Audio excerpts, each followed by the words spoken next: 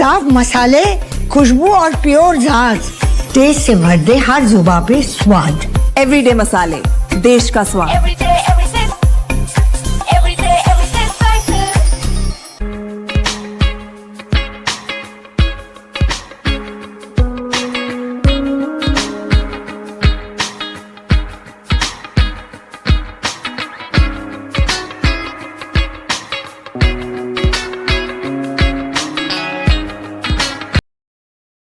कभी आसमान छुए कभी ज़मीन पे आए, गवार की ये चाल किसी के समझ न आए। पल में मुनाफा पल में घाटा दिखाती है, इसकी अनिश्चितता हर व्यापारी को सताती है। जी हाँ दोस्तों, आपने सही सुना। Colonel Ajay, CEO Ajay astro money group, first global astro finance digital channel से आपसे मुखातिब होता हूँ। आज 13 मार्च सन 2026। आज के इस एपिसोड में हम चर्चा करेंगे गवार सीड के निर्यात, हरियाणा, राजस्थान, गुजरात, मध्य प्रदेश की मंडियों का विशेष हाल और क्या संभावना है, इस पर चर्चा करेंगे। दोस्तों, ये चैनल तुषार जैन, जो कि सेबी रजिस्टर्ड रिसर्च एनालिस्ट है, उनकी रिसर्च के ऊपर आधारित है। कोई भी जानकारी अपडेट के लिए आप संपर्क कर सकते हैं, नंबर स्क्रीन पे दिए हुए हैं। साथ साथ हमारा इम्पॉर्टेंट डिस्क्लेमर भी बहुत ध्यान से देख लें। ये सभी जानकारियाँ रिसर्च व अनुसंधान के लिए है, शैक्षणिक उद्देश्य के लिए है। किसी भी प्रकार की लाभ हानि की जिम्मेदारी हमारी नहीं होती है। साथ साथ हमारी पिछली परफॉर्मेंस बहुत अच्छी परफॉर्मेंस होने के बाद ये कोई निश्चितता नहीं है कि अगली परफॉर्मेंस भी उतनी बढ़िया हो। इस पे भी आप ध्यान रखें। हमारा इम्पॉर्टेंट डिस्क्लेमर ध्यान से पढ़ लें, जो कि डिस्क्रिप्शन में भी दिया हुआ है। जानिए रिपोर्ट विस्तार से। दोस्तों, सबसे पहले तो हम आपको मंडियों के भाव देख लेते हैं और क्या महत्वपूर्ण घटनाएं चल रही हैं उसके ऊपर चर्चा कर लेते हैं। चैनल पसंद आए तो लाइक कीजिएगा। दोस्तों गवार सीड की बात करें तो सबसे पहले स्थान राजस्थान का आता है। राजस्थान में कीमतों में काफ़ी उतार चढ़ाव गवार कॉम्प्लेक्स में देखा जा रहा है, जहां एक तरफ गंगानगर में 114 रुपये, अलवर और भरतपुर में 60 रुपये प्रति क्विंटल की तेज़ी देखने को मिली। वहीं दूसरी ओर नागौर में 60 रुपये और बाड़मेर में 35 रुपये प्रति क्विंटल की नरमी भी देखी गई।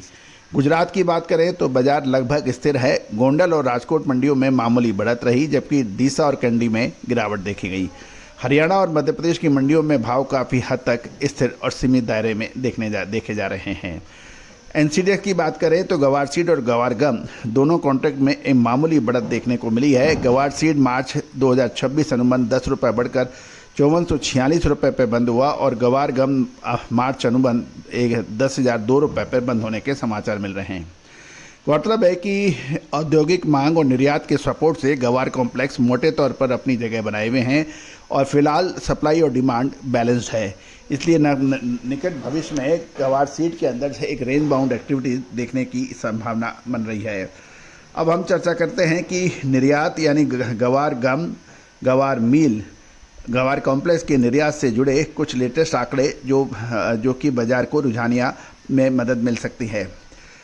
दोस्तों, गवार मील यानी की बात करें तो हालिया प्रदर्शन ये है कि गवार मील का निर्यात स्थिर है और नवीनतम उपलब्ध आंकड़े 24 अप्रैल 2024 से जनवरी 2025 के अनुसार भारत में लगभग 1,73,938 गवार टन गवार मील का निर्यात किया है।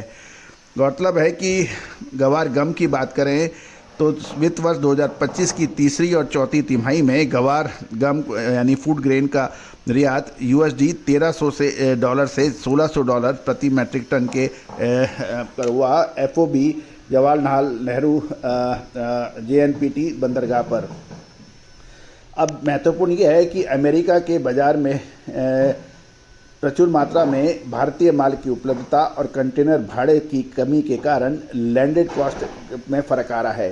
विदेशी खरीदार विशेषकर US गल्फ कॉस्ट की ओर देखा जा रहा है। महत्वपूर्ण ये भी है कि पश्चिमी एशिया के अंदर यानी ईरान और इजराइल और अमेरिका के बीच चलते तनाव के कारण कंटेनर्स के भाड़े काफ़ी तेज़ हो गए हैं। क्रूड ऑयल की कीमतों में तेज़ी का असर गवार कॉम्प्लेक्स पर मजबूती से देखने को मिली है। अमेरिकन शेल और ऑयल ड्रिलिंग सेंटर फ्रैकिंग में हालिया तिमाही में सीमित खरीदारी के कारण इंडस्ट्रियल ग्रेड गवार गम की कीमतों में थोड़ा असर जरूर है। हालांकि फूड और फार्मास्यूटिकल्स ग्रेड गवार गम की डिमांड लगातार बनी हुई है। ये भी ध्यान देने वाली बात यह है कि संयुक्त राज्य अमेरिका ऑयल ड्रिलिंग और फूड प्रोसेसिंग के लिए भारत का सबसे बड़ा खरीदार माना जाता है। चीन और रूस इंडस्ट्रियल और टेक्निकल ग्रेड गवार गम का प्रमुख आयातक देश माने जाते हैं। जर्मनी एवं दूसरे यूरोपियन देश मुख्य रूप से फूड ग्रेन और फार्मास्यूटिकल्स के लिए गवार कीट का इस्तेमाल करते हैं। ये भी ध्यान देने वाली बात यह है कि गवार गम मार्केट का आकार 2026 में $1.38 बिलियन से $1.46 बिलियन के बीच पहुंचने का अनुमान लगाया जा रहा है। राजस्थान, जो कि कुल उत्पादन में 70 से 75% हिस्सा रखता है, पिछले सीजन में बुआई रकबे में लगभग 10% की कमी की बात की जा रही है। लेकिन एक बात ये भी तय है कि गवार सीड की बिजाई, गवार सीड का उत्पादन, गवार सीड का ओपनिंग स्टॉक, क्लोजिंग स्टॉक और बाज़ार में उपलब्धता ये हमेशा से ही संशयपूर्ण रही है, डाउटफुल रही है, क्योंकि गवार सीड एक ऐसा एग्रो प्रोडक्ट है, इसको बरसों तक किसान या व्यापारी सहेज के रख लेते हैं क्योंकि इसमें ख़राब होने के चांसेस कम होते हैं। इसलिए सटीक अनुमान लगाना कि कितना ओपनिंग स्टॉक होगा और कितना प्रोडक्शन होगा और कितना क्लोजिंग स्टॉक होगा, वो हमेशा से ही क्वेश्चन मार्क है। कुछ किसान अलग दावा करते हैं, व्यापारिक संस्थाएं कुछ अलग दावा करते हैं, अलग अलग विशेषज्ञ अपनी अलग अलग दावे पेश करते हैं, लेकिन निश्चितता से इसका अनुमान स्टॉक का निकालना बहुत ही मुश्किल है, क्योंकि कुछ व्यापारी ऐसे हैं जिनके पास 5 साल पुराना स्टॉक भी बहुत बड़ी मात्रा में है। किसानों के पास छोटी छोटी मात्रा में काफ़ी बड़ा स्टॉक माना जाता है, वो लंबे समय तक रख लेते हैं क्योंकि उनके भाव, उन्हें उम्मीद रहती है कि भाव 2012-13 के आएंगे और इस उम्मीद के ऊपर काफ़ी किसान और व्यापारी अपना माल लंबे समय तक सहेजने की कोशिश करते हैं। अतः सटीक आंकड़े उत्पादन, ओपनिंग और क्लोजिंग स्टॉक का लगाना हमेशा से ही गवार सीड के लिए एक पहेली रही है। दोस्तों, हमारा हर संभव प्रयास रहता है कि हम आपको लगातार अपडेट और विश्लेषण दें। आपको याद होगा फरवरी महीने में जब गवार सीड के दाम पिट रहे थे, उस समय हमने आपको मार्च महीने में एक बाउंस बैक का अग्रिम अनुमान दिया था, जो कि सत्य साबित हुआ। दोस्तों, एक बार पुनः, ये सभी जानकारियाँ रिसर्च व अनुसंधान के लिए है। कोई भी ट्रेड लेने से पहले आप स्वयं का विवेक जरूर इस्तेमाल करें। All the very best, good luck, happy trading.